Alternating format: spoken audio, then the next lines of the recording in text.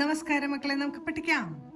ഇന്ന് നമ്മൾ ഷ വരുന്ന കുറച്ചധികം വാചകങ്ങളാണ് പഠിക്കുന്നത്. ആദ്യത്തെ വാചകം ഉഷയ്ക്ക് കാശ് നഷ്ടമായി. ഉഷയ്ക്ക് കാശ് നഷ്ടമായി. അടുത്ത വാചകം ഇഷ്ടമുള്ള പാട്ട് പാടൂ. ഇഷ്ടമുള്ള പാട്ട് പാടൂ. അടുത്തത് 4 വിഷയം വായിച്ചു.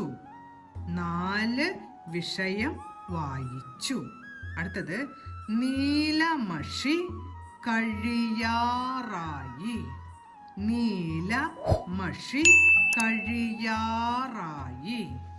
അടുത്ത വാചകം കഷായം വിഷമിച്ച് കുടിച്ചു. കഷായം വിഷമിച്ച് കുടിച്ചു.